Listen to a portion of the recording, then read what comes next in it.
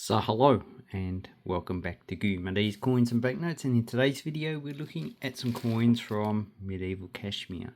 So we are basing the time period on European chronology, but it's fairly similar in the way it went about. So after the Gupta dynasty there was a period of decline, and that is shown in the coins.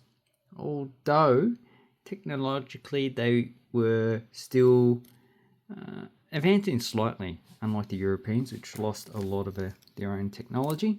But we are just going to talk about the coins of Kashmir. So Kashmir, as you know, it is a troubled state with India and Pakistan fighting over it these days. But in this time period between the 5th and the 13th century, they were mostly a Buddhist or Hindu. I believe Buddhism was the major religion at the time in the 5th century, and it slowly declined into the 13th century. And then after the 13th century, the Islamic sultanates took over Kashmir. But basically, all these dynasties were related to each other. So we have, and it must be emphasised, is that the medieval period in Europe and India is quite similar in chronology, but in China it was totally different, because even though from the 6th century to the 9th century in Europe was the records are actually pretty sparse and a lot of minor kingdoms. The same happened in India.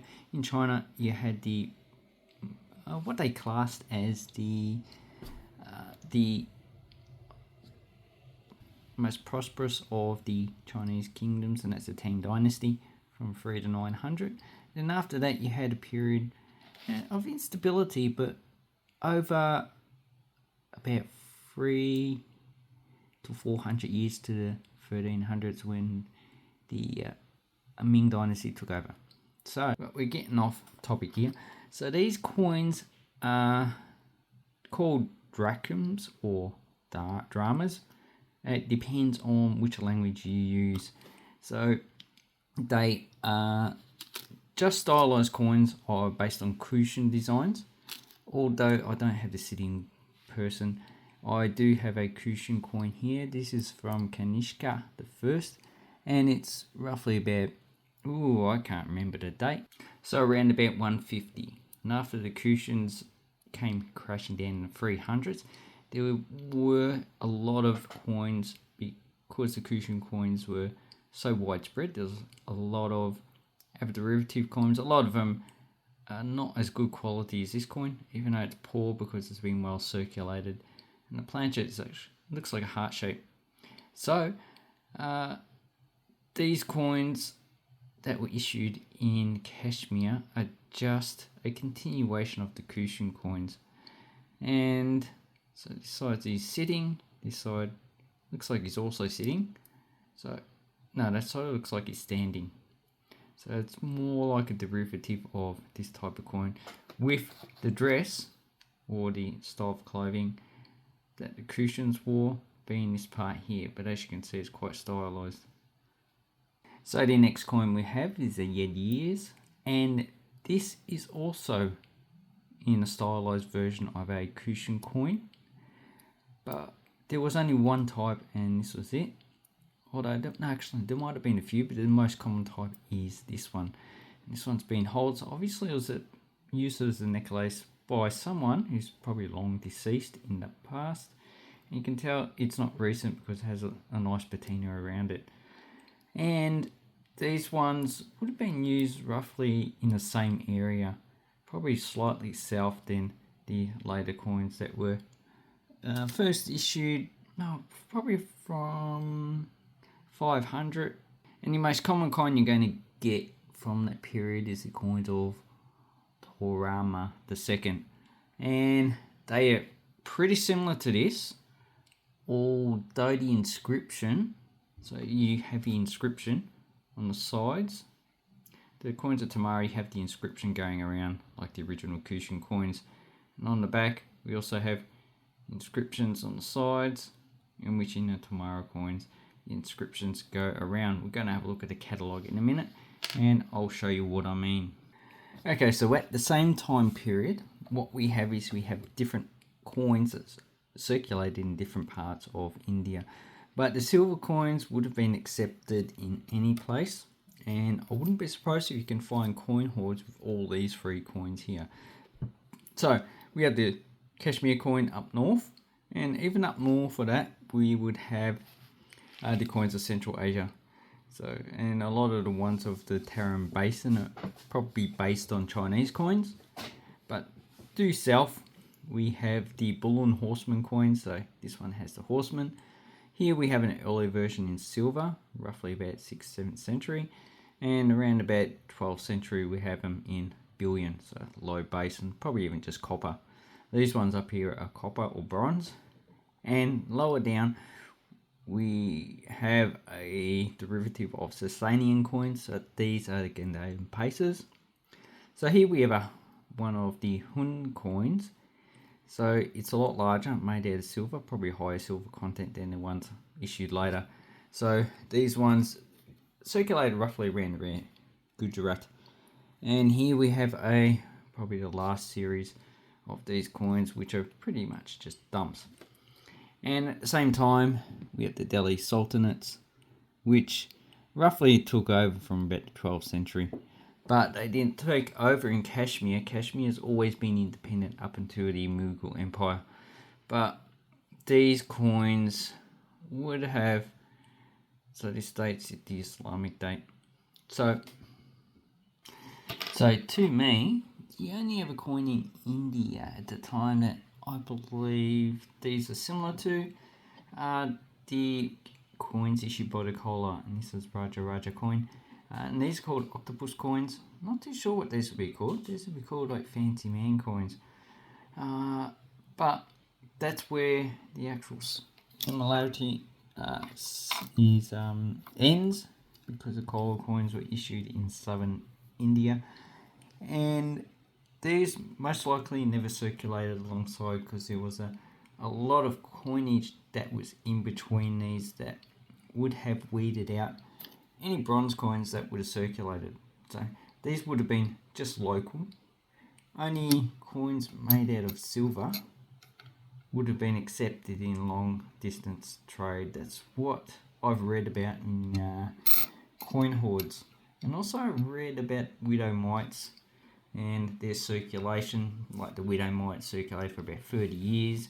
There's only about 20 kilometres radius in which they found the coins. So I wouldn't be surprised if all bronze coins have, or most of them anyway.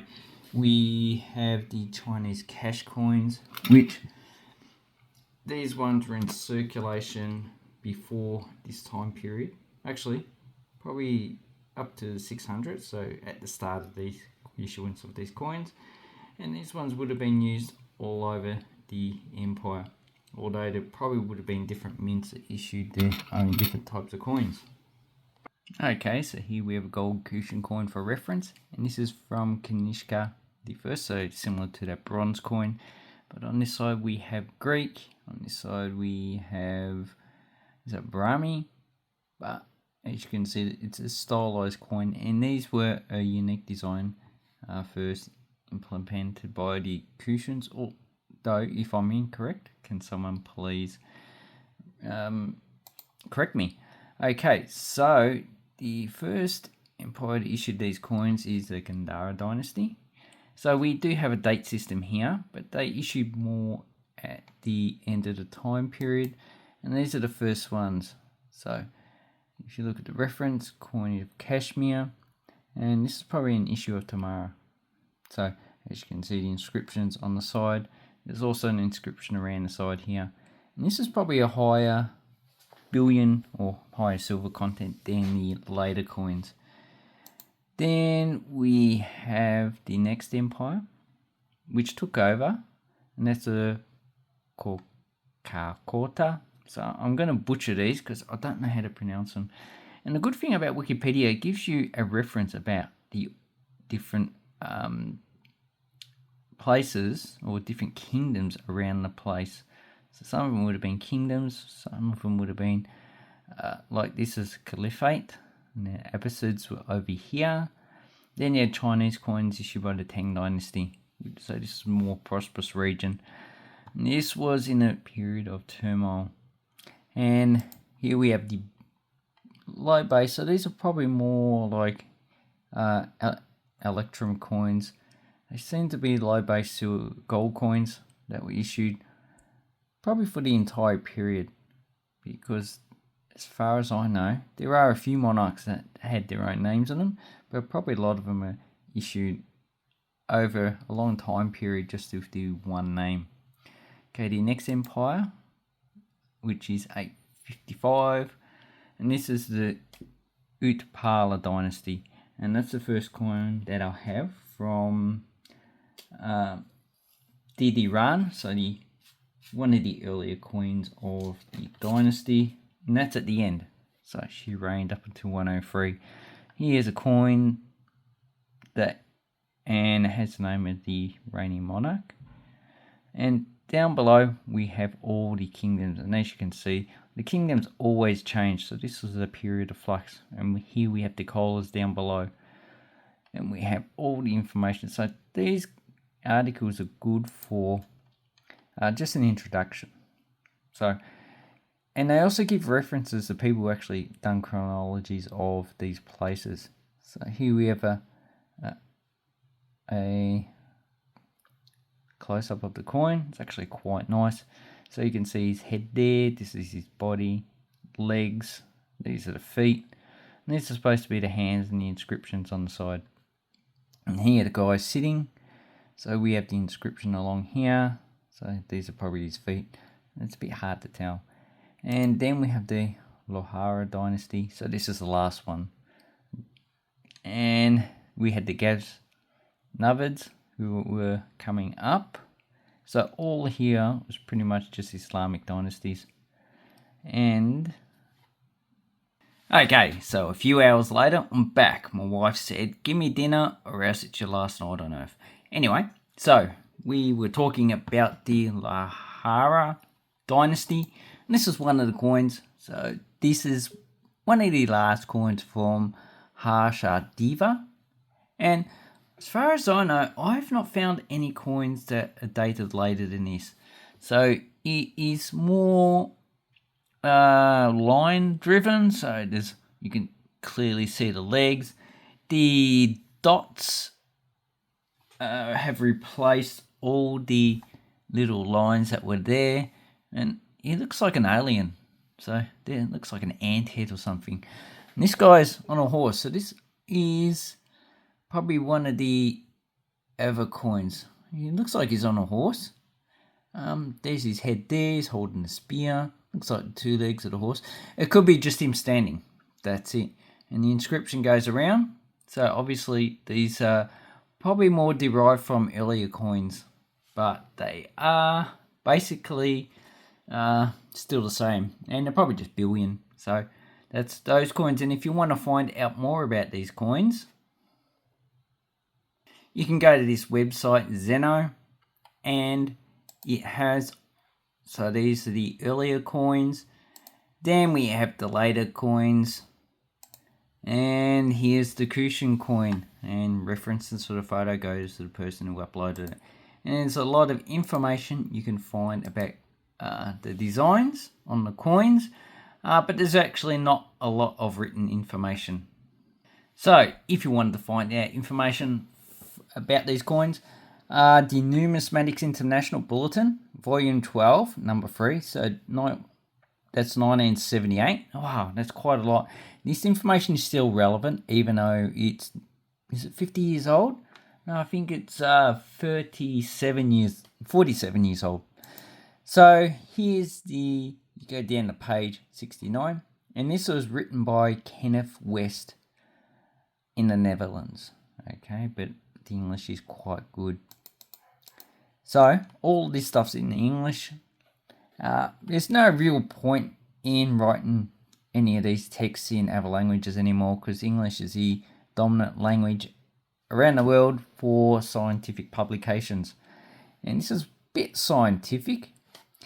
Even the Chinese don't use tied to publications, especially about paleontology. It's all in English. So we've got some information about the coins. Okay, the second style, goddess seated with a lion skin, knees spread. Second, so Tarama seems to be the earliest coins that they've found. Okay, the first shown for Paravarcina is known only from base metal units until the 11th century. No coins of this style are known for the Naga dynasty, and none are known of the enthroned goddess reverse after this dynasty.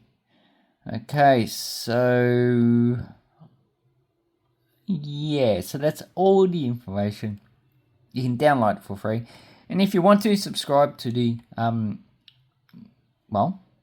Numismatic International. It's actually quite good.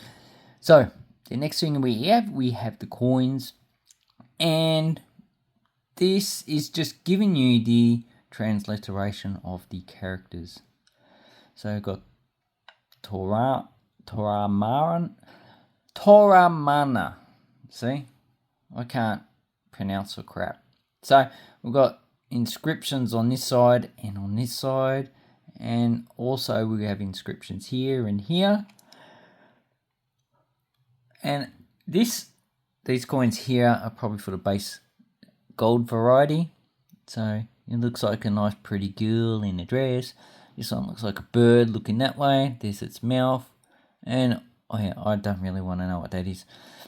Anyway, so then, and it gives you the dates. So 520 to 540, 540, 560. So this is going chronologically. And then we have Barazina. And as you can see, they're all pretty much the same, except they just changed the inscription based on the monarch. So this one's facing forward. So these are gold, and these ones are base metal. Now for the silver ones, they look like the base metal. They're probably just billion, and on and on and on. This is actually a good text for you to read and have a look. So I have, wait till we get down there, we're nearly there. Okay, Dida Devya Rani. So that's the first coin and the earliest coin I've got. They cost about $20, I believe. So we got Diva Shri Dida. So it just says, what's that? Diva Queen, something like that. Can I actually search a web for Diva, and it just says shiny exalted. So, and Shri, if you want to look what Shri means, just click on that, and this is okay.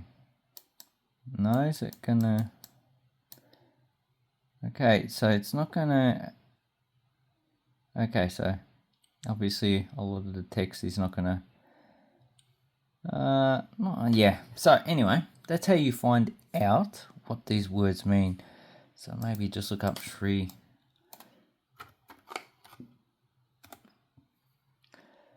And it just comes up with Sri Lankan. Then we need to put in meaning. So this is how I find a lot of information if you want to do. It's a Sanskrit term used in India for a polite form address, similar Mr. in English. So obviously she did style herself as a male, which, even at the time, even though they were favourable to females, they still would have had to take on male characteristics because she ruled in her own right. And then we have the next dynasty. I believe it was a relative of some type of her. So this is the end of that dynasty, and then this one took over. And even these Islamic dynasties were somehow related to the previous ones. They just changed religion. Okay, the next coin we have is it King Kosala? Okay, King Kosala. So we've got Jadi or Pira Kasala. So on this coin, is his full name. Okay, and then the last one we have is Harsh Raja. So here's the next coin down here. And once again, we have different types of varieties. Obviously, some of the coins had the full inscription of his name, Sri Harshadeva and Harsh Raja Deva, Harsha Deva. Okay, so obviously they didn't include the Raja. They just had Harsh Raja Deva. And these ones have, looks like one side is like the Bull and Horseman coin. And on this side we have, so his name's always on the seated side. It seems like the monarchs always have the name on the seated side, so that's how you find out. And if you got a few of these coins, download this and just find it. Also, you can look up Zeno, and even if you don't know how to write the script or even say it, you can work out patterns and use that. So basically for these coins, for the DD coins, so we have Shri and DD on this side. For the next coins, we have Ka and Lasa. So that's how you read that one. And the last coin, maybe I've got that on the wrong side. So the last one we have HA, so Ha, and this is Rasa, Ra. So obviously a lot of the inscription on the end of it's gone, so you would need a few coins, and that's what Nemesis in the past have done. They've taken a few coins, and a lot of them would have had a lot more detail in the inscription than other coins, and you put 2 and 2 together. So that's basically what you're looking for. And on this side, it should have Diva. So the inscription. Okay, so good luck. We are having a blackout, which means that the light's not going to be very good. Although my computer does work, I think the internet's out. Anyway, so on this side, what we have is just Diva, and Diva occurs on all the coins. So Diva is down there, down below. And as you can see, the quality of this coin is quite low, which is pretty normal for the time period. I just like them anyway. On this side, can we see the inscription Diva? No, this is more stylized, and it's hard to tell what's what. And the last coin, which is the first one up, Diddy, we have Diva on this side as well. And as you can see, it looks like it's got an X in the middle, so obviously it's got a good belt on. And that's basically all you'll be looking for these coins. Now the monarchs themselves, there's nothing really special about these people. They're like what they call Gongjubing. They just think they're bloody princesses. There's a lot of killing, a lot of murder, a lot of corruption. So just a standard monarchy, nothing special. It's just that the coins are quite good, and the fact that they kept Kashmir independent up until the Mughal period is I'm not surprised because it's in a valley. Anyway, thank you very much for watching this video. I hope you have a few of these coins. If you do, tell me down below, and let me know if this was helpful for you. And if you want to, collect collar coins as well. They're actually quite good. And Bull and Horseman coins. You won't be disappointed. Gandaya Pacer coins. Even Sri Lankan coins from their medieval period. Actually quite good. And I'm going to do more videos on these coin topics. Anyway, thank you very much. And I hope the power gets turned on sooner or later. Thank you and goodbye.